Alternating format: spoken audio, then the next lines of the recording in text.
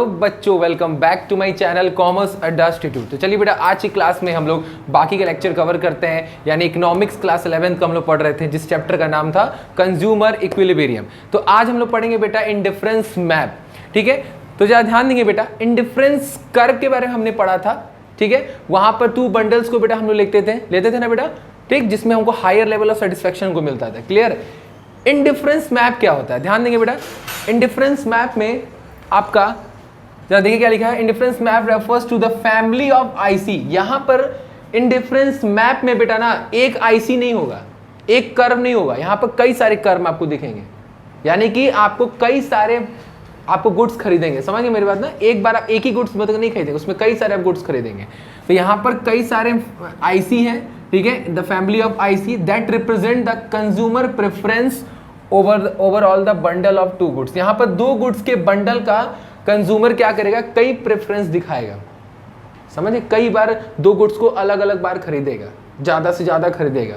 तो उसमें उसी को बेटा हम लोग क्या कहते हैं, इंडिफरेंस मैप कहते हैं। इंडिफरेंस मैप में कंज्यूमर ऐसा नहीं है कि एक ही बार बेटा गुड्स खरीदा काम खत्म, नहीं, उसमें वो बार बार खरीदता जाएगा। क्लियर? जरा ध्यान देंगे। सपोज दैट, जैसे देखिए एक्स और वाई गुड्स है, ये एक्स गुड्स और ये वाई गुड्स है, देख रहे बेटा। तो पहली बार कंज्यूमर ने क्या किया कि पहली बार गुड्स को खरीदा है, देख रहे हैं बेटा ना, इतने लिमिट तक इनकम क्या है, देख रहे हैं ना, इतने लिमिट तक इनकम है, इनकम बस उसका इतना ही है, इससे ज्यादा रेंज में बाहर नहीं जा सकता। तो इतना ही मान लीजिए अगर उसका इनकम है, सपोज दैट आपका कितना मान लेंगे, मान लीजिए आपका फॉर एग्जांपल 20 रुपया है इनकम, ठीक है, कंज्यूमर का। तो कंज्यूमर क्या करता है, अपने 20 रुपये इनकम के हिसाब से 2 गुड्स को खरीद रहा है। और ये पूरा जो रेंज आपको दिख रहा है ना, ये पूरा रेंज, ये आपका पूरा 20 रुपये इनकम दिखा रहा है कि इतना 20 रुपये इनकम बस उसके पास इतना ही है। अब उसी 20 रुपये में क्या करेगा, वो 2 गुड्स को खरीदेगा, उसका बंडल बनाएगा। क्या बनाएगा बेटा? बंडल। ठीक है, तो ध्यान देंगे बेटा, यहां पर क्या हुआ है कि पहला आपका जो आईसी कर्व बना वो कौन से पॉइंट पे बना, देखिए 2 वाले पे, यानी कि 2x गुड्स को खरीदा है, देख रहे हैं, 2x गुड्स को खरीदा। y कितना खरीदा बेटा, y गुड्स को 3 खरीदा, देख रहे हैं। पहला आईसी कर्व बन गया, आपको दिख रहा है कि नहीं दिख रहा बेटा, पहला आईसी कर्व बन गया। इंडिफरेंस मैप में क्या होता है बेटा, सिर्फ 20 रुपए उसके पास रेंज था, तो पहली बार उसने खरीदा तो उसका इंडिफरेंस मैप कर्व बन गया। मैप क्या होता है, यहाँ पर इनकम उसका जितना बढ़ेगा उतना वो गुड्स और बढ़ाता जाएगा खरीदना। यानी कि यहाँ पर मैप में ये पढ़ेंगे कि वहां पर गुड्स कंज्यूमर क्या करता है कि खरीदने की क्वांटिटी बढ़ाते जाता है। समझ गए ना? तो पहली बार तो क्वांटिटी इसका इतना था, दूसरी बार उसका इनकम बढ़ गया होगा, मान लीजिए कितना हो गया, 20 से हो गया होगा, उसके बाद मान लीजिए 30 हो गया। कितना हो गया प्रिया? 30। जब 30 रुपए उसका इनकम हो गया तो क्वांटिटी बढ़ाएगा ना खरीदने। जब क्वांटिटी बढ़ा तो देखिए, जरा ध्यान दीजिए, देखिए y गुड्स आपका वही है 3, x गुड्स कितना हो गया, 2 से 3 हो गया। देख रहे हैं कि नहीं देख रहे हैं? ठीक, उसी तरह फिर उसका इनकम बढ़ गया, मान लीजिए इनकम बढ़ के हो गया उसका 50 रुपया, तो इनकम बढ़ेगा तो भाई और क्वांटिटी खरीदेगा। जब और क्वांटिटी खरीदेगा तो एक और आईसी कर्व बनेगा। देख रहे हैं, y गुड्स उतने ही खरीद रहे हैं, x गुड्स को और बढ़ा दिया, 4 कर दिया। देख रहे कि नहीं देख रहे बेटा? तो ये जो बेटा जितना कर्व आपका बनते जाएगा, मतलब कर्व कब बनेगा ज्यादा, जब कंज्यूमर का इनकम बढ़ेगा। जब कंज्यूमर का इनकम बढ़ेगा तो कंज्यूमर क्या करेगा, क्वांटिटी बढ़ाएगा खरीदने की। जब कंज्यूमर क्वांटिटी बढ़ाएगा तो कर्व क्या होगा, कई सारे बनेंगे। तो एक पॉइंट बेटा बनता है, कोई आपसे पूछा तो आप जरूर बताइएगा, इंडिफरेंस मैप क्या बताता है। जैसे हम लोग कंज्यूमर इक्विलिब्रियम पढ़ रहे हैं, जिसमें हम लोग क्या पढ़ रहे हैं, कंज्यूमर को हायर लेवल ऑफ सेटिस्फेक्शन मिले। क्या बोले बेटा? मैक्सिमम लेवल ऑफ सेटिस्फेक्शन मिले कि नहीं मिले। तो एक बात बताइए बेटा, आप पहले इतना क्वांटिटी खरीदे क्योंकि आपके पास इनकम 20 रुपया था, तो यहां पर मैक्सिमम सेटिस्फेक्शन मिला। इनकम बढ़ेगा तो आप और खरीदोगे ना। तो एक बात बताइए, जितना क्वांटिटी ज्यादा खरीदोगे उतना सेटिस्फेक्शन आपका बढ़ेगा कि नहीं बढ़ेगा, यानी हायर लेवल ऑफ सेटिस्फेक्शन होगा कि नहीं होगा। तो अगर हम आपसे पूछें कि सबसे ज्यादा सेटिस्फेक्शन उसको किस पॉइंट पे मिलेगा, तीनों में से तो कौन सा मिलेगा, यानी आईसी 3 में मिलेगा। जितना क्वांटिटी इंक्रीज करेगा उतना उसका हायर सेटिस्फेक्शन बढ़ेगा। समझ गए मेरी बात? इसी को कहते हैं इंडिफरेंस मैप। जैसे जैसे उसका इनकम बढ़ता है वो क्वांटिटी और कंज्यूम करना शुरू करता है, तो जितना ज्यादा क्वांटिटी खरीदेगा उसको उतना ज्यादा सेटिस्फेक्शन मिलेगा। यही हमारा इंडिफरेंस मैप बताता है। समझ गए मेरी बात? यहाँ पर कई सारे गुड्स को खरीदेगा वो इनकम के आधार पे। क्लियर हुआ कि नहीं बेटा? इंडिफरेंस मैप यानी सबसे ज्यादा हायर लेवल ऑफ सेटिस्फेक्शन कहाँ मिलेगा, यहाँ मिलेगा IC3 पे, हायर लेवल ऑफ सेटिस्फेक्शन मिलेगा नहीं मिलेगा। सबसे ज्यादा सेटिस्फेक्शन IC3 पे मिलेगा। क्यों? क्योंकि यहां पर और ज्यादा क्वांटिटी बढ़ा दिया खरीदने में। क्लियर हुआ? ठीक है, जरा पॉइंट देखिए, इसका पॉइंट जरूर ध्यान दीजिएगा बेटा, ये एग्जाम में जरूर दीजिएगा। पहला पॉइंट, हायर IC, जितना बड़ा IC होगा वो क्या रिप्रेजेंट करता है? हायर लेवल ऑफ, अभी आपने सीखा कि जितना ज्यादा IC और सबसे हाईएस्ट वाला जो IC होगा वो हायर लेवल ऑफ सेटिस्फेक्शन देगा, यानी IC3। इसमें क्या बोल सकते हैं? IC3। Clear? Second point, higher IC represent large bundle. सही बात है कि नहीं? जितना बड़ा IC होगा बंडल क्या होगा बेटा? इंक्रीज होगा ऑफ गुड्स का, विच मीन्स मोर यूटिलिटी, मतलब यूटिलिटी मतलब मोर सेटिस्फैक्शन, बिकॉज मोनोटोनिक प्रेफरेंस। इसको मोनोटोनिक प्रेफरेंस कहते हैं। अच्छा, मोनोटोनिक प्रेफरेंस इसके बाद हम लोग पढ़ेंगे, छोटा सा उसको बता देते हैं आपको हिंट कि मोनोटोनिक प्रेफरेंस होता क्या है। एक रैशनल कंज्यूमर जानते हैं आप लोग ना? एक रैशनल कंज्यूमर वो क्या देखता है मार्केट में जाके कि उसको उतने ही प्राइस में ज्यादा क्वांटिटी मिले। पार्ले जी बिस्किट देखे हैं? तो मार्केट में आप लोग जाते होंगे तो कौन सा पार्ले जी बिस्किट उठाते हैं? वो वाला कि जो नॉर्मल रेंज में क्वांटिटी में होता है, या वो जिसमें एक्स्ट्रा दिया रहता है? प्राइस सेम है, उसमें क्वांटिटी क्या है? ज़्यादा है। तो आप दोनों में से किसको प्रेफर करेंगे? तो आप लोग क्या है? रैशनल कंज्यूमर है। समझ गए? तो रैशनल कंज्यूमर उसी गुड्स को खरीदता है जिसमें क्वांटिटी ज़्यादा होता है। क्यों? क्योंकि उसको क्या चाहिए? समझ गए? That is called monotonic preference. अभी हम लोग उसके बारे में पढ़ेंगे। ये क्लियर हो गया मोनोटोनिक प्रेफरेंस क्या होता है? वही चीज बता रहा है कि हायर IC क्या बताता है? ज्यादा बंडल, और ज्यादा बंडल का मतलब ज्यादा सेटिस्फेक्शन, बिकॉज उसमें क्या है? मोनोटोनिक प्रेफरेंस है, यानी रैशनल कंज्यूमर है। किसको बंडल को उठाता है? वही बंडल जिसमें क्वांटिटी ज्यादा हो, जिससे हमको सेटिस्फेक्शन ज्यादा मिले। ठीक है, higher IC means higher is the level of, सही बात है कि नहीं भाई? यही तो मेन है। आप IC कब बढ़ाओगे? जब आपका इनकम बढ़ेगा, यानी क्वांटिटी कंज्यूम करना कब बढ़ाओगे? जब आपका इनकम नहीं बढ़े तो कैसे बढ़ा सकते? नहीं बढ़ा सकते ना। तो ये तीनों पॉइंट बेटा यहाँ तक कर लीजिएगा, यहाँ आगे चलते हैं। इसके बाद हम लोग पढ़ते हैं आपका है मोनोटोनिक प्रेफरेंस। ठीक है, जरा ध्यान समझेंगे बेटा मोनोटोनिक प्रेफरेंस के बारे में। मोनोटोनिक प्रेफरेंस का मतलब बेटा ये होता है, यहाँ पर एक रैशनल कंज्यूमर, जो वेल एजुकेटेड, पढ़ा लिखा समझदार व्यक्ति, जिसको गलत सही का फर्क पता है, उसको कहते हैं रैशनल कंज्यूमर। तो रैशनल कंज्यूमर क्या करता है? मार्केट जाता है और उसी क्वांटिटी को उठाता है बेटा जिसमें क्वांटिटी क्या हो? ज़्यादा हो। समझ गए? क्यों उठाता है? क्योंकि उसको क्या चाहिए? हायर लेवल ऑफ सेटिस्फेक्शन चाहिए।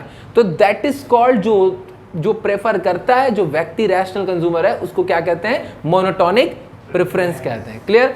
जरा देखिए, monotonic preference means that a rational consumer always prefer more of commodity as it's offer him a higher level of satisfaction.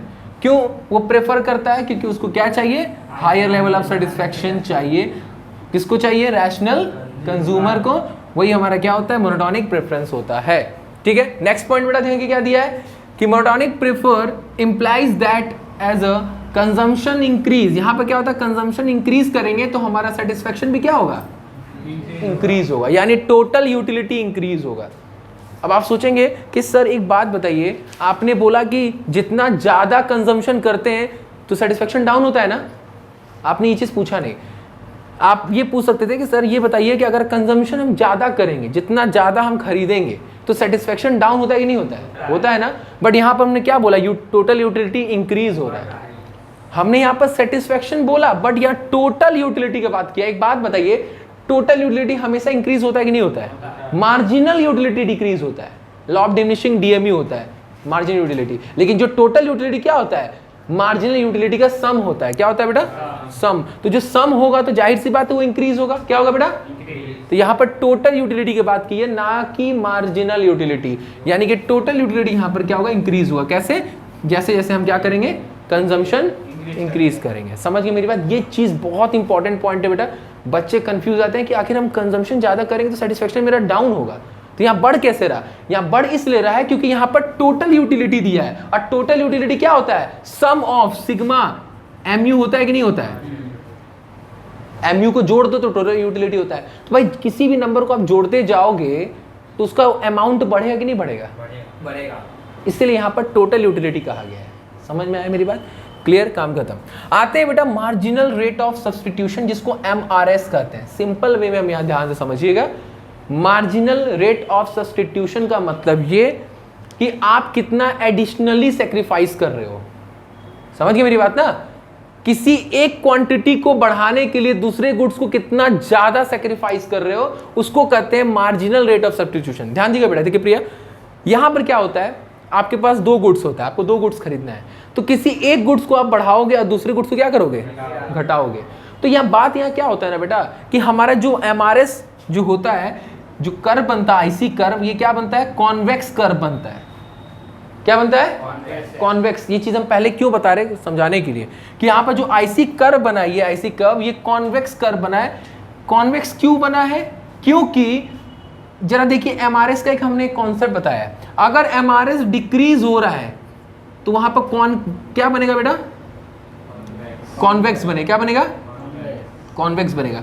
और MRS अगर आपका इंक्रीज हो रहा है तो कॉनकेव बनेगा। और अगर स्ट्रेट लाइन है तो, मतलब अगर आपका कांस्टेंट है तो आपका स्ट्रेट लाइन बनेगा। मतलब ये मेरा कहने का मतलब, यहाँ पर MRS जरा ध्यान दीजिएगा, MRS आपका क्या हो रहा है, देखिए डिक्रीज हो रहा है कि नहीं हो रहा है। यानी जितना आप एडिशनल एक गुड्स को बढ़ाने के लिए जो एडिशनल सेक्रीफाइस कर रहे हो, वो कम करते जा रहे हो। क्या करते जा रहे हो बेटा, जरा ध्यान दीजिए इधर देखिए। ये आपका कॉम्बिनेशन है, ठीक है। ये आपने क्या खरीदा, एप्पल। आपने एक एप्पल खरीदा, अब 15 बनाना खरीदा पहले राउंड में। तो क्या पहले राउंड में क्या कोई एडिशनली आपने सेक्रीफाइस किया? MRS का मतलब होता है कि किसी एक गुड्स को बढ़ाने के लिए। देखिए डेफिनेशन क्या है, MRS refers to the rate at which the commodity can be substituted. Substitute का मतलब सेक्रीफाइस कर रहे हो। क्या कर रहे हो, सब्स्टिट्यूट कर रहे हो, यानी कि सेक्रीफाइस कर रहे हो एक गुड्स को। इधर देखिए बेटा, एक गुड्स को सेक्रीफाइस कर रहे हो विथ ईच अदर, किसी दूसरे के लिए। So the total satisfaction of the consumer remain same. अपने सेटिस्फैक्शन को बराबर रखने के लिए आप एक गुड्स को सेक्रीफाइस कर रहे हो, दूसरे गुड्स को क्या कर रहे हो, गेन कर रहे हो। क्या कर रहे हो बच्चा, गेन। तो जरा देखिए पहले राउंड में आपका जो कॉम्बिनेशन है, इधर देखिए बच्चा, पहले राउंड में जो कॉम्बिनेशन है उसमें एक एप्पल है, 15 बनाना है। क्या इसमें कोई भी सेक्रीफाइसिंग हुआ, नहीं। दूसरे राउंड में देखिए आपने एक एप्पल और बढ़ा दिया, कितना, बनाना कितना घटा, घटा कि नहीं घटा। तो पहले राउंड में आपका 5 बनाना घटा है और आपने एक एप्पल बढ़ाया। तो बढ़ाने से यहाँ नहीं मतलब है, आप कितना घटा रहे हो ना, उससे मतलब है बेटा। पहले राउंड में आपने 5 घटाया, ठीक है। यानी कि फॉर्मूला क्या होता है MRS का बेटा, हम आपको बता देते हैं। Delta sacrifice upon delta gain. जितना सेक्रीफाइस कर रहे हो उसको ऊपर रखो, गेन को नीचे। तो इसको लिखने का एक और तरीका होता है, सेक्रीफाइस रेशियो गेन। क्या होता है, सेक्रीफाइस रेशियो। तो सेक्रीफाइस इधर हो रहा है कि नहीं हो रहा, देखिए 5 आपने घटाया और कितना बढ़ाया, दिख रहा है, गेन। तीसरे राउंड में देखिए फिर आपने 1 बढ़ाया, घटाया कितना, अब कम हुआ कि नहीं हुआ। यानी आप जो एडिशनली कम करते जा रहे हो, एडिशनली जो सेक्रीफाइस कर रहे हो, वो अब कम कर दिया। आप 5 से कितना हो गया, 4 हो गया। यानी यहाँ पे MRS कम हो रहा है कि नहीं हो रहा है। एडिशनली जो आप सेक्रीफाइस कर रहे हो, जो एक्स्ट्रा सेक्रीफाइस कर रहे हो, वो अब कम होते जा रहा है कि नहीं हो रहा है। तो जब आपका MRS डिक्रीज होता है तो कौन सा कर्व बनता है, देख रहे हैं ना, कॉन्वेक्स। फिर चौथे राउंड में आते हैं, जब आपका 1 यूनिट आपने फिर से बढ़ाया तो उसमें कितना घटाया, 3 घट गया कि नहीं घटा। सेक्रीफाइस इतना, गेन इतना। 5वें में 1 बढ़ाया और कितना, 2 घटा। यहाँ पर आपको मतलब है ना, तो आपको सेक्रीफाइस से मतलब है, कितना आपने सेक्रीफाइस किया, उसको कहते हैं मार्जिनल। मार्जिनल का मतलब होता है एक्स्ट्रा। मार्जिनल रेट कितना एक्स्ट्रा क्या कर रहे हो, सेक्रीफाइस कर रहे हो, कितना एक्स्ट्रा सेक्रीफाइस कर रहे हो। अगर MRS कम पहली बार में घटाए, दूसरी बार में थोड़ा कम घटाए, तीसरी बार में थोड़ा और कम कर दिए, तो जो आप एक्स्ट्रा जो घटा रहे हो वो आप कम करते जा रहे हो। जो इसका मतलब MRS क्या हो रहा है, डिक्रीज हो रहा है। और जब MRS डिक्रीज होता है तो कौन सा कर्व बनता है, कॉन्वेक्स सी कर्व। कैसा बनता है बेटा, जस्ट लाइक दिस, ऐसे। ये देख रहे हैं, इधर देखिए, ये समझ में आया कि नहीं आया, ठीक है। स्ट्रेट जब होता है, ये तो इसमें है भी नहीं, लेकिन जान लीजिए, अगर स्ट्रेट होगा तो कौन सा लाइन बनेगा, स्ट्रेट लाइन। कांस्टेंट का मतलब होता है कि दोनों बराबर, एक घट रहा तो एक क्या हो रहा है, एक घट रहा तो एक क्या हो रहा है। देखिए बेटा प्रिया, एक घट रहा तो एक क्या हो रहा है, एक घट रहा तो एक क्या हो रहा है। अगर ऐसा होता ना कि एक घटा तो एक ही बढ़ रहा है, एक घटा तो एक ही बढ़ रहा है, एक घटा तो एक ही घट रहा है, बढ़ रहा है, तो उसको कहते हैं कॉन्स्टेंटली। तो उस सिचुएशन में कैसा लाइन बनता है, स्ट्रेट लाइन ऐसा बनता है, देखिए ऐसा, ये बनता है, समझे। बट अगर आईसी इंडिफरेंस कर्व का एग्जैक्ट अगर ग्राफ है तो कॉन्वेक्स ग्राफ है। कौन सा ग्राफ बेटा? वो क्यों होता है आपको पता चल गया? क्योंकि एमआरएस इसमें क्या हो रहा है? डिक्रीज हो रहा है। एमआरए डिक्रीज का मतलब कि जितना आप सैक्रिफाइस करते जा रहे हो वो कम करते जा रहे हो। क्या करते जा रहे हो? बात खत्म। बस आपको वो टेबुलेशन के लिए बस इसको एमआरएस दिया है। समझ में आ गया? यहां तक नोट कर लीजिए। ये चीज क्लियर हुआ बेटा आप लोगों को? हाँ, अब ये सुनिए कि अगर आप इसको एप्पल तो लिख लोगे 5 तक, तो बनाना कैसे करोगे पता है ना? इसको जोड़ देना, जोड़ के लास्ट वाले से घटा देना। जैसे जोड़ोगे तो 15 आएगा, तो पहली बार में तो 15 होगा, दूसरी बार में 5 घटा दो, कितना? 10 में से 4 गया, 6 में 3 गया, 3 हो गया, ऐसे कर देना। ठीक है, यहाँ तक नोट के लिए आगे चलते हैं। चलिए बेटा, अब उसके बाद हम लोग पढ़ते हैं कि एक चीज़ बेटा जान लीजिएगा आप लोग कि हमारा जो एमआरएस होता है वो डिमिनिशिंग क्यों होता है, क्यों हमारा घटते रहता है? क्योंकि because MRS fall because law of DMU. भाई एक गुड्स को बढ़ा रहे हैं, दूसरे गुड्स को हमको क्या करना पड़ रहा है? सैक्रिफाइस करना पड़ रहा है। और सैक्रिफाइस ही वर्ड हमारा लॉ ऑफ डीएमयू से ही आता, जनरेट होता है। तो इसीलिए लॉ ऑफ डीएमयू की वजह से ही क्या होता है? एमआरएस फॉल करता है। समझ में आया? चलिए, अब कुछ प्रॉपर्टीज है बेटा जो एग्जाम में बहुत इंपॉर्टेंट है लिखना। बेटा ध्यान दीजिएगा कि इंडिफरेंस कर्व के क्या क्या प्रॉपर्टीज है, थोड़ा ध्यान सुनिएगा बेटा दिव्यांश। पहला, IC indifference curve are always convex. हमारा इंडिफरेंस कर्व क्या होता है बेटा? कॉन्वेक्स कब होता है? जब हमारा एमआरएस क्या होता है? डिक्रीज होता है। तो बोल रहा है कि ऑलवेज कॉन्वेक्स कब होता है? बिकॉज टू द ओरिजिन से क्यों होता है? बिकॉज ऑफ लॉ ऑफ, भाई लॉ ऑफ डीएमयू काम कर रहा है। एक गुड्स को बढ़ा रहा है, दूसरे गुड्स को घटा रहा है। भाई वो घट रहा है यानी एमआरएस इसमें डिक्रीज हो रहा है, तो एमआरए डिक्रीज होगा, इसलिए यहाँ पर क्या कर्व बनेगा? Convex to origin. Clear? Second, IC slope downward है। स्लोप डाउनवर्ड का मतलब होता है जो ये आईसी है वो स्लोप डाउनवर्ड क्यों होता है? क्यों होता है? Because negative relationship between two goods. दो गुड्स के बीच में निगेटिव रिलेशन है कि नहीं? एक गुड्स को बढ़ा रहे दूसरे गुड्स को, जरा देखिए ये जो आईसी कर्व मान लीजिए इसी को बनाया हमने, ये एक्स है और ये वाई गुड्स है। ठीक है, तो फॉर एग्जाम्पल पहले यहाँ था, अब यहाँ से यहाँ आया कि नहीं आया? आया। तो बेटा वाई घट रहा है, इसका मतलब एक्स क्या हो रहा है? फिर y घट गया, x बढ़ गया, तो भाई ये बन रहा है कॉन्वेक्स कर्व। बना कि नहीं बन रहा है? तो कहने का मतलब है कि हमारा स्लोप डाउनवर्ड जो होता है ये क्यों होता है? क्योंकि दोनों गुड्स के बीच में कौन सा रिलेशन है? निगेटिव रिलेशन है। ठीक है। अगला, हायर आईसी। हायर आईसी का मतलब होता है जितना आईसी हम बनाएंगे, इधर देखिए बच्चा, जितना आईसी बनाएंगे, ठीक है, जितना हम आईसी बनाएंगे, तो जितना ज्यादा आईसी बनेगा वो क्या रिप्रेजेंट करता है? Higher level of satisfaction due to increase of quantity. यानी यहाँ पर क्वांटिटी हम बढ़ा रहे हैं, जिसको हम लोग क्या कहते हैं? मोनोटोनिक प्रेफरेंस कहते हैं। समझ गए मेरी बात? क्लियर है?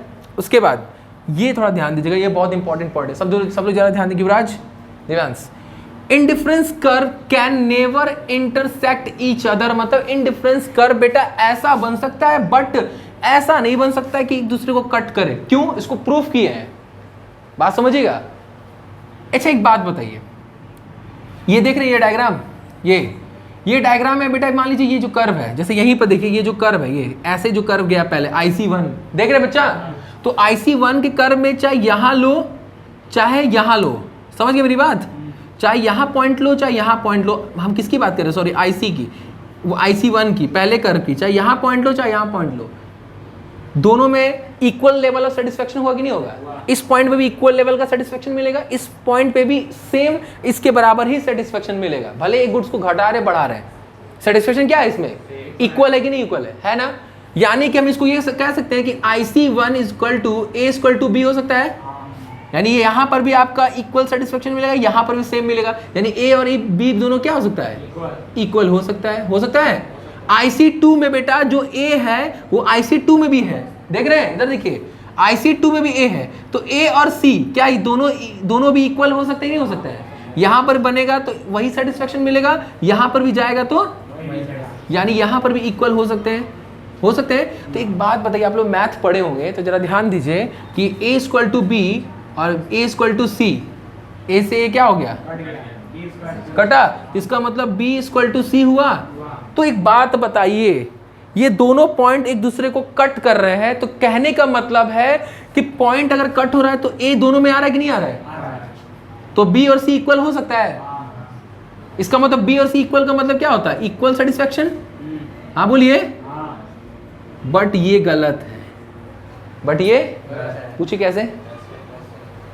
इंडिफरेंस मैप पढ़े है ना, जितना आईसी बढ़ेगा सेटिस्फेक्शन उतना बढ़ेगा। तो एक बात बताइए, इधर देखिए, इधर यहां बोल रहा है कि B equal to C, B equal to C का मतलब होता है कि दोनों इक्वल सेटिस्फेक्शन देंगे। कैसे देंगे? इधर देखिए कैसे देंगे। B यहां पर है और C यहां पर है, तो दोनों में इक्वल सेटिस्फेक्शन होगा? दोनों में सबसे ज्यादा सेटिस्फेक्शन किस में मिलेगा? सी में।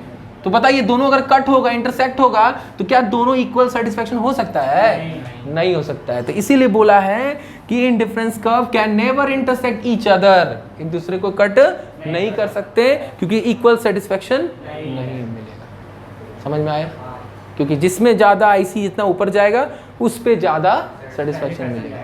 समझ में आया? ये चीज जरूर एग्जाम में दीजिएगा, हेंस प्रूफ करिएगा। ठीक है, समझ में आएगी नहीं ये पॉइंट? क्लियर? आगे चलते हैं। लास्ट पॉइंट है property. An IC can neither, ना तो आईसी टच कर सकता है एक्स एक्सिस को, ना तो बेटा एक बात ये कर दिख रहे हैं दोनों में गैपिंग है कि नहीं? नीचे ऊपर देख रहे हैं गैपिंग है कि नहीं? गैपिंग है कि नहीं? क्या ये ऐसे टच कर सकता है? इसको प्रूफ किया है।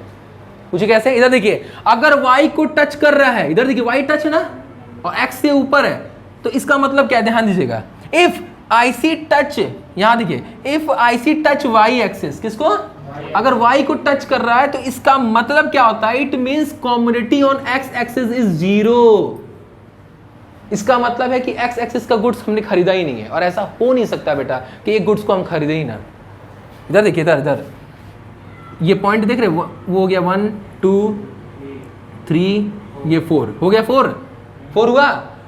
इसका मतलब y में हम 4 खरीदे, हाँ, और x में कितना खरीदे हैं? यही ना इसका मतलब हुआ। तो इसका मतलब क्या ये सही है? नहीं। कोई भी इंडिफरेंस का किसी एक्सेस को भी टच नहीं कर सकता। प्रूफ कर दिया। अगर y को टच करेगा इसका मतलब x 0 है, इम्पॉसिबल है। और अगर x को टच करेगा इसका मतलब y का क्या है? 0 है। देखिए वही लिखा है, देखिए, if IC touch x axis it means commodity on the y axis is 0। y axis में कॉमोडिटी क्या है? 0 है। ऐसा हो ही नहीं सकता। अगर एक गुड 0 हो जाएगा तो फिर क्या ही मतलब? आईसी क्या बोलता है? दो बंडल्स, दो गुड्स का बंडल्स, दो का नाम आ रहा है तो दोनों में रहना चाहिए, भले एक क्वांटिटी हो, भले एक हो, लेकिन होना चाहिए। इन्हीं के 0 हो जाए, इम्पॉसिबल है, गलत हो जाएगा वो। वही चीज बेटा बता रहा कि अगर y एक्सिस में टच कर रहा है इसका मतलब y का क्या है? 0 है, जो कि गलत है। समझ में आया? तो ये कुछ प्रॉपर्टीज है बेटा इंडिफरेंस कर्व के, आप लोग समझ में आ गए। फिर से बता दे रहे, आईसी कर्व कॉन्वेक्स होता है क्योंकि लॉ ऑफ डेम्यू होता है इसमें। ठीक है। दूसरा, आईसी स्लोप डाउनवर्ड क्यों होता है? क्योंकि दो गुड्स के बीच में क्या होता है? निगेटिव रिलेशन होता है। आईसी क्या रिप्रेजेंट, हायर आईसी क्या रिप्रेजेंट करता है? Higher level of satisfaction. क्योंकि क्वांटिटीज में क्या करते हैं? हम ज्यादा खरीदते हैं, जिसको हम लोग क्या बोलते हैं? समझ में आ गया? Indifference curve can never intersect, मतलब एक दूसरे को कट नहीं कर सकता। कट कर सकता है ऐसे, ये रॉन्ग है, ये रॉन्ग है। क्यों रॉन्ग है आपको बता दिया। देखिए ना, IC1 में A इक्वल टू बी था, IC2 में A इक्वल टू सी था, A से A कट गया, क्या B इक्वल टू सी हो सकता है? नेवर हो सकता है बेटा। कैसे इक्वल हो जाएंगे भाई? सी ऊपर है, बी नीचे है, सबसे ज्यादा सेटिस्फेक्शन इसमें मिल रहा है, इक्वल कैसे हो जाएगा? इक्वल का मतलब होता है same level of satisfaction, impossible, नहीं हो पाएगा। ठीक है। इफ, फिर आगे, NIC कैन नाइदर टच, कोई भी एक्सिस को टच नहीं कर सकता, ना तो x ना तो y। अगर मान लीजिए x को टच कर, y को टच कर रहा है तो इसका मतलब x में गुड्स है ही नहीं। और अगर मान लीजिए y को, x को टच कर रहा है तो y में गुड्स नहीं है। समझ में आया बेटा? ये डायग्राम बना के इसमें रिप्रेजेंट कर दीजिएगा, काम खत्म। So IC can never touch any, समझ में आया? कोई भी एक्सेस को टच नहीं करता। यहाँ तक कर लीजिए, आगे चलते हैं। अब उसके बाद हम लोग समझते हैं बजट लाइन को। बेटा ध्यान दीजिएगा, बजट लाइन आपको ये बताता है ना कि जितना आपका इनकम है आप पूरा खर्चा कर दिए अपने गुड्स को खरीदने के लिए। समझ गए मेरी बात? यहाँ पर वही चीज है, दो बंडल्स को आप खरीदोगे और दोनों बंडल्स में आप अपना पूरा मनी स्पेंड कर दोगे। अब आप सोचो सर ये तो एकदम लग रहा है उसकी तरह है, इंडिफरेंस कर्व की तरह, लेकिन इसमें क्या है बेटा? ऐसा नहीं है कि एक गुड्स को, ऐसा नहीं कि दोनों गुड्स को खरीदोगे, जरूरी नहीं है। आप एक गुड्स में पूरा पैसा स्पेंड कर सकते हो। जैसे यहाँ पर देखो, एप्पल में कितना खर्चा किया? 5 एप्पल खरीदे, उसमें एक भी नहीं खरीदे। तो यहाँ पर क्या है ना, कुल मिला के बेटा आप अपना पूरा पैसा स्पेंड करोगे, भले चाहे एक खरीदो चाहे दोनों खरीदो। ठीक है, क्लियर हुआ आप लोगों को? यहाँ तो कोई डाउट बेटा बताइए, पक्का? तो वही चीज देखिए बेटा, it means a consumer can purchase only those combination of bundle of goods which less than या इक्वल टू हिज इनकम। यहां पर ये चीज थोड़ा कट कर दीजिएगा, यहाँ लेस देन नहीं होगा, यहाँ इक्वल टू द इनकम होगा, इनकम के बराबर अपना पूरा मनी वो क्या कर देता है बेटा, स्पेंड कर देता है। ये लेस देन हटा दीजिएगा, ये लेस देन नहीं होगा, यहाँ होगा इक्वल टू हिज इनकम, उसके इनकम के क्या होगा बेटा बच्चा, इक्वल होगा, क्या होगा, इक्वल। इसका एक फॉर्मूला होता है बेटा, देखिए इधर, मनी, एम का मतलब क्या होता है, मनी, एम का मतलब मनी, या आप इसको ये भी बोल सकते हो इनकम। इनकम को यहाँ पर बेटा इकोनॉमिक्स में वाई से डिनोट करते हैं, इनकम को वाई से डिनोट करते हैं। इसका फॉर्मूला देखिए बेटा, income equal to P1 X1 plus P2 X2। इसका मतलब ये दोनों गुड्स के प्राइस, गुड्स को मिला करके जो हमारा बन रहा है वो किसके बराबर है, इनकम के बराबर है। वाई का मतलब बेटा यहाँ पर इनकम होता है, वाई का मतलब इनकम होता है, ठीक है। तो यानी कहने का मतलब है कि आप अपना पूरा इनकम दोनों गुड्स को खरीदने में स्पेंड कर दोगे, that is called budget line, that is called, ये देखो बजट लाइन, देखो बेटा ये स्ट्रेट लाइन बन रहा है, देख रहे बेटा, ये आपका बजट लाइन है, ये देख रहे हो, ये पूरा आपका इनकम है, ये पूरा जो लाइन दिख रहा है ना, ये आपके अपने इनकम का औकात है कि इससे ज्यादा हम नहीं कर सकते, और आपने पूरा मनी स्पेंड किया, देख रहे हैं, पूरे लाइन को टच किया कि नहीं किया प्रिया, किया है। इसका मतलब क्या है कि आपने पूरे मनी को स्पेंड किया, आपने पूरे इनकम खर्चा कर दिया, क्या कर दिया, खर्चा कर दिया दोनों गुड्स को खरीदने में, चाहे दोनों खरीदे साथ में, चाहे एक भी खरीद सकते हैं, ऐसा कोई कंपलसरी नहीं है दोनों, ठीक है। अब ध्यान दीजिएगा, it is a graphical representation of all possible combination of two goods, ये बहुत इंपॉर्टेंट डेफिनेशन है, विच कैन बी परचेज, जिसको हम खरीदते हैं विद द गुड्स, गुड्स को खरीदते हैं इनकम एंड प्राइस के आधार पे, such that the cost of each this combination is equal to the money income of the consumer, consumer के मनी इनकम के बराबर खर्चा, उसका कॉस्ट प्राइस होना चाहिए, जो कि हम अपना पूरा स्पेंड कर देते हैं खरीदने में, उसका एक graphical representation, that is called budget line, that is called budget line. का मतलब आप अपना पूरा मनी स्पेंड कर रहे हो दोनों गुड्स को खरीदने में, उसका एक graphical representation, that is called budget line. आप अपना पूरा मनी स्पेंड कर रहे हो दोनों गुड्स को खरीदने में, उसका एक graphical representation, that is called budget line. जरा देखिए कॉम्बिनेशन दिख रहा है आपको, ऑफ ए एंड बी का मतलब क्या होता है पता है, एप्पल और बनाना कॉम्बिनेशन है। तो पहला कॉम्बिनेशन देखिए, एक चीज ध्यान दीजिए बेटा, यहां पर आपका इनकम कितना हम बताए हैं, आपका इनकम है 20 रुपया, कितना इनकम है, अब 20 रुपए में आपको दोनों गुड्स खरीदना है। तो ध्यान दीजिएगा, एप्पल का एक गुड्स का दाम कितना, एक एप्पल का दाम कितना है 4, बनाना का एक बनाने का दाम 2 रुपए। ध्यान दीजिएगा, पहली बार में आपने 5 बनाना एप्पल खरीदा, कितना खरीदा, तो 5 एप्पल खरीदने का मतलब है एक एप्पल का दाम 4, तो 5 गुणे 4 कितना हुआ, पूरा 20 रुपया खर्चा हो गया एप्पल में। तो क्या आप बनाना खरीद पाओगे, तो पहला बंडल बना कि नहीं बना, 5 एप्पल इज रेशियो 0 बनाना, कोई डाउट इसमें, बताए थे ना कि इसमें जरूरी नहीं कि दोनों गुड्स को खरीदो। एक मिनट, सेकंड बंडल कॉम्बिनेशन देखिए, आपने 4 एप्पल खरीदा, यानी कि 4 4 जा 16, कितना बच रहा है आपके पास, 4 रुपये बच रहा है, तो 2 रुपया बनाना का दाम है, 2 रुपये बनाने के दाम है, 2 बनाना खरीद रहे हो, 2 दूना के हो गया। अब ये भी नहीं रहता तब भी हम समझ जाते कि हाँ 2 रुपया होगा, तो हो गया बेटा कंप्लीट, हुआ कि नहीं हुआ। उसी तरह आपका 3 आपने एप्पल खरीदा, 4 3 12, यानी 8 रुपया बच रहा है, 4 आपने बनाना खरीद लिया, 4 दूना के 8 हो गया। उसी तरह फिर 2 एप्पल खरीदा, आपका 2 4 2 8, यानी 12 रुपये बच रहा है, तो 6 दूना के 12 हो गया। फिर उसके बाद आपने 0 एप्पल खरीदा, तो पूरा 10 बनाना खरीद लिया, 10 दूना के 20। ये that is called budget line show करता, पूरा मनी स्पेंड, पूरा मनी स्पेंड, खर्चा, ठीक है। डायग्राम देख रहे हो। अब इसमें एक पॉइंट थोड़ा ध्यान समझिएगा बेटा, ये हो गया आपके औकात के बाहर का बात। ये अब क्या हो गया भाई, इनकम मेरा इतना ही है, हम चाह रहे हैं इतना का, या ये पॉइंट को टच कर पाएंगे हम, क्या ये पॉइंट टच हो पाएगा बेटा, बताइए। That is called unattainable, that is called unattainable, जो कि मेरे औकात के बाहर है, उसको टच कर ही नहीं सकते बेटा, अनअटेनेबल। उसको अटेन कर पाओगे उस लाइन को, नहीं ना।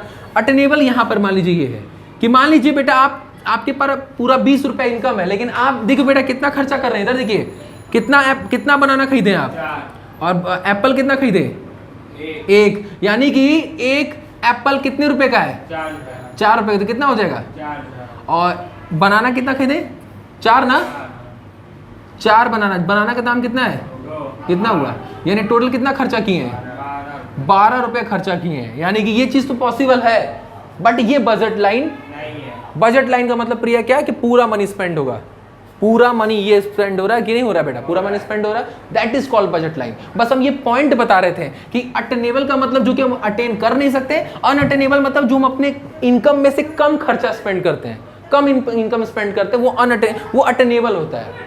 समझ में आया, क्लियरिफाई हो गया। अब तो आते हैं ये मोर पॉइंट्स बेटा जरूर दीजिएगा, छोटा सा ध्यान से सुन लीजिए। बजट लाइन स्लोप डिक्रीज्ड, क्या होता है, डिक्रीज हो रहा है कि नहीं हो रहा बेटा, देखिए एक गुड्स को बढ़ा रहे दूसरे गुड्स को क्या कर रहे हो, घटा रहे, देख लीजिए दूसरे एक गुड्स को क्या कर रहे हैं, घटा रहे, दूसरे गुड्स को क्या कर रहे हैं, देख रहे हैं, तो that is called slope downward होगा। अब ये भी आप बोल सकते हैं कि भाई स्लोप डाउनवर्ड क्यों हो रहा है, क्योंकि लॉ ऑफ डीम्यू बोल सकते हैं। बंडल्स विच कॉस्ट एग्जैक्टली, अगर आपका कह रहा है बंडल्स का अगर खर्चा एग्जैक्टली कंज्यूमर के इनकम के इक्वल हो जाए, क्या हो जाए, तो इसका मतलब income lie on the budget line. सही बात है कि नहीं, ये पूरा लाइन को टच कर रहा है। ये यही सेकंड पॉइंट ये कहना चाह रहा है कि पूरा इनकम खर्चे के क्या हो जाए, इक्वल हो जाए, तो इसका मतलब वो क्या लाइन कहाँ लाई कर रहा है, लाई का मतलब कहाँ टच कर रहा है, बजट लाइन को। समझ आया Priya. Second, third, bundles which cost less, खर्चा अगर कम हो जाए कंज्यूमर के मनी इनकम से, मनी इनकम आपके पास 20 रुपये, आप खर्चा कितना कर दिए, 12 रुपया। इनकम सोज अंडर स्पेंडिंग, क्या शो करता है कि अंडर स्पेंडिंग है, and lie inside the budget line. सही बात है कि नहीं, बजट लाइन की इनसाइड है कि नहीं, अंदर है, काम खत्म, सब पता है बेटा, बस उसको बस क्लैरिफाई पॉइंट आउट किए, ठीक है। बंडल्स विच कॉस्ट मोर, अगर खर्चा ज्यादा आप करना चाहो अपने इनकम के औकात के बाहर, मतलब बात कर रहा है कि औकात से बाहर खर्चा करना अगर चाहो तो आर नॉट अवेलेबल, ये हो ही नहीं पाएगा। तो कंज्यूमर के तो लाई क्या, कहाँ लाई करता, अगर करता तो आउटसाइड द बजट लाइन। बस यही चीज़ है बेटा। तो आई होप आप लोग को समझ में आया। तो बाकी हम लोग बजट सेट कुछ पढ़ा बता हुआ है, वो हम बाकी हम लोग नेक्स्ट वीडियो में पढ़ेंगे। तब तक के लिए बाय बाय, टेक केयर।